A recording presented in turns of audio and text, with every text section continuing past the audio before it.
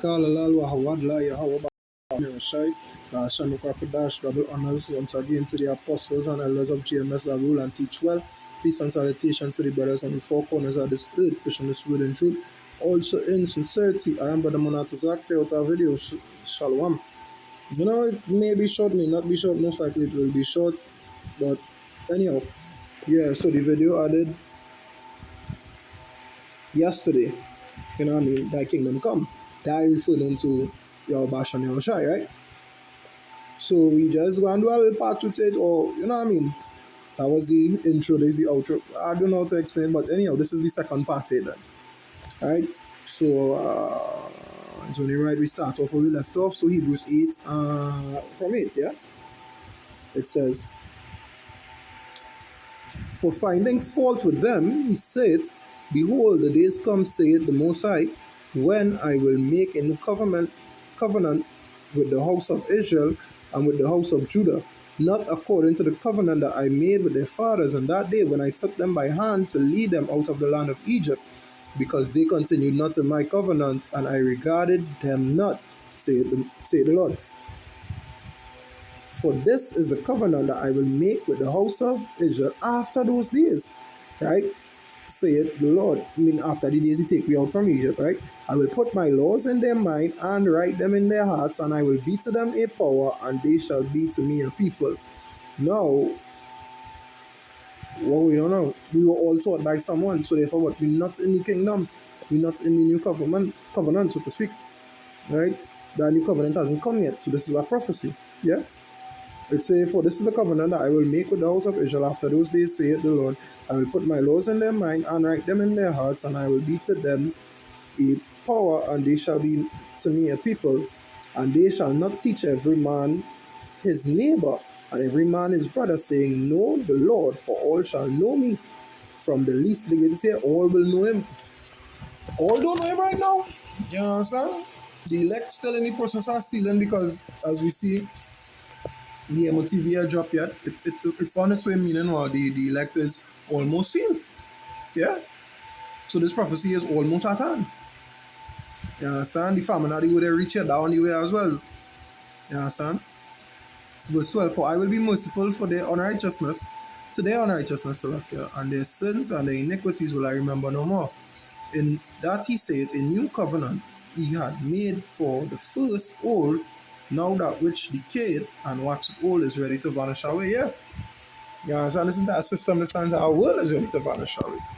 Along with what? The past covenant. The kingdom is at hand. The kingdom, thy kingdom come. You understand? Yahweh Shem kingdom is at hand. It's nigh, not at hand, but it is nigh. Because the third woe is almost here. Right? We go to Hebrews 13, 14. It says, for here we have no continuing city, but we seek one to come. By him, therefore, let us offer the sacrifice of praise to power continually, power meaning the Most High, continually. That is the fruit of our lips, giving thanks to his name. Yeah, continually give thanks. Now we fall under the umbrella of that mercy given. You understand that the word was created, you know? Give thanks for that new covenant to come. You understand? We give thanks for that. We gotta give thanks that we had that grace at this grace period. As hard as this time may be, this is a grace period, you know? Because just now Jacob's trouble will be here. And what are you gonna do then? When the sifting really, really start, the sifting started, I don't know, but it's a turn up. It's not only, you know, the volume not all the way up yet. When the volume all the way up, what you feel gonna happen? You understand?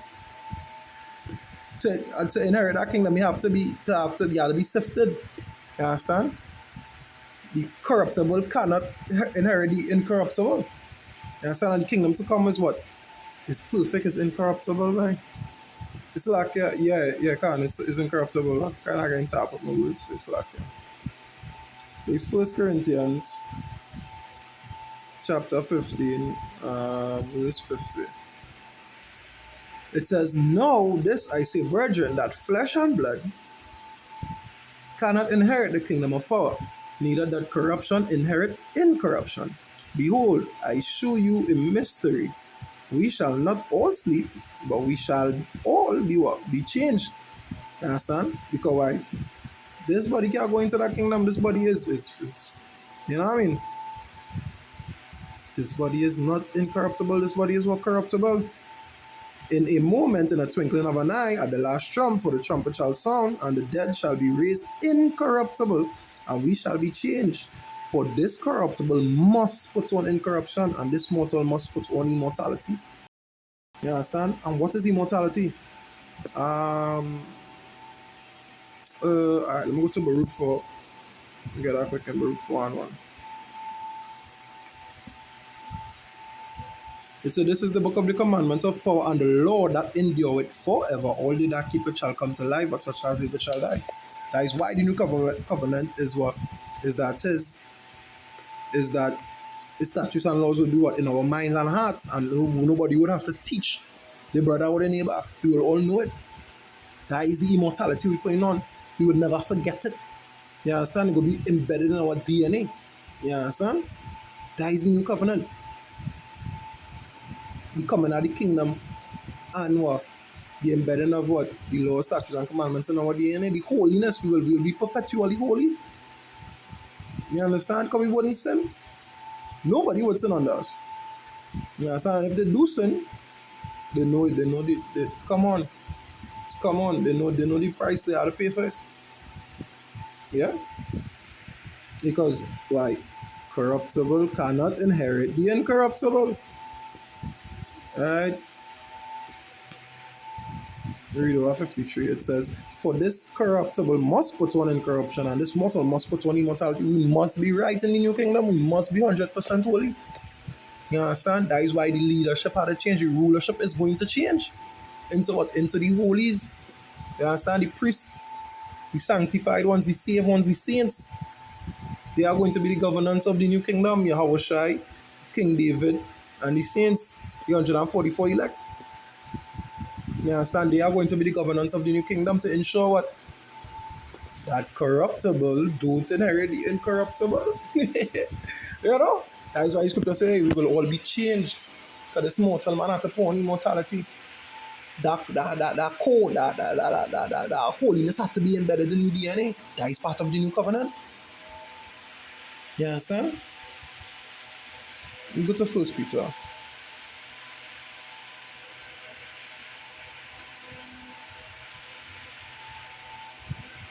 Oh, 1:18. Yeah? It says, "For as much as you know that you were not redeemed with corruptible things as silver and gold for your vain conversation received by tradition from your fathers." Right? Yeah. We weren't bought, because the word redeem means to buy back. We weren't bought back with silver and gold that corruptible, but with the precious blood of Mashiach, as of a lamb without blemish and without spot. Yeah. He paid the price for that. Who verily is foreordained before the foundation of the world, but was manifest in these last times for who? For you. For you and I. Who by him do believe in power that raised him up from the dead, and glory, that your faith and hope might be in power, be in the Most High. Seeing ye have purified your souls in obeying the truth. That's all what you purify your soul in obeying the truth. Through the Spirit unto unfeigned. The word feigned means false. So unfeigned love means what? Unfalse love. True love, in other words. Of the brethren. You understand? Love worketh no ill to his neighbor. So scripture say what? Love is the fulfillment of the law. I think that's Romans 13 and 10 or 12 and 10 or something and 10. Or 10, 13 or something along them lines. You understand? I just roughly paraphrasing it. Yeah? It's the unfeigned love of the brethren. See that ye love one another with a pure heart fervently, being born again, not of corruptible seed, but of incorruptible, by the word of power which liveth and abideth forever. So the word of the Most High will be embedded in the DNA. Yo. It could be against our genome to sin. It could be against everything in the body to sin. You understand? It come like now. It come like now if you eat something defiled, I don't know about everybody, but I know for me, if I eat something, alright, let me say, for some reason I go out, I order something and I tell them, alright, I don't want no pig in it. But for some reason, maybe they use the same tongues or something or whatever. As that get in my system, I get symptoms of food poisoning. I start a cold sweat. I get the chills. I start to feel, nauseous. You understand? I start to get diarrhea. My system automatically wants to flush itself by any means. You understand? That is how we're going to be more or less in the new kingdom. That no sin could abide around us. You understand? Because why the holiness will be what embedded in the DNA. That the kingdom we heralding. A holy and pure kingdom. Right? Wait, what? This corruptible cannot inherit. So let's go to the book of John.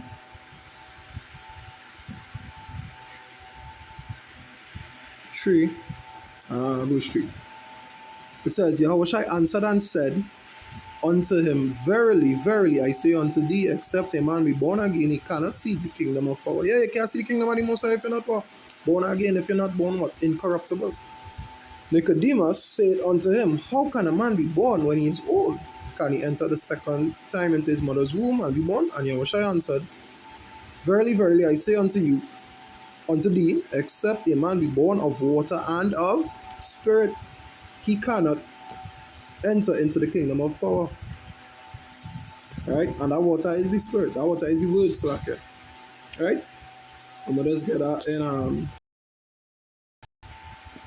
we go to the book of Psalms. I'm going to talk Psalms 119 9. It says, Wherewithal shall a young man cleanse his way? By taking heed according to thy word. Yeah? By taking heed according to your word. That is where a young man will cleanse his way. Through what? The washing of this word. Oh, let me go to the Ephesians 5, verse 26 is where the point is. It says, that he might sanctify and cleanse it with the washing of water by the word. By which word? By the word of God. That is what we now read. That is exactly what we now read in John 3 and 5. Alright, we'll read it over John 3 and verse 5. It says, Verily, verily, Yahushua answered, Verily, verily, I say unto thee, except a man be born of water and of the Spirit, he cannot enter into the kingdom of power of the Most High. Yeah? That which is born of the flesh is flesh, and that which is born of the Spirit is spirit. You understand? You have to abide by the Most High laws. That is being born again. Wash yourself with what? With His word. Verse 7. The final verse, marvel not that I said unto thee, ye must be born again. Yeah, marvel not. You know. So with that, I hope I enlighten whoever listen to the spirit and power of Yahweh Shem Yahshai, who is defiant, of course. So with that, we say, Kalalal Wahabadla Yahweh Shem Yahshai, Hashem Kakudash, double honors unto the apostles and leaders of GMS once again. Peace and salutations to the brothers on the four corners of this word, pushing this truth in sincerity and in the spirit, you know, risking their lives to do so. Yeah, Abraham and Isaac saying Shalom.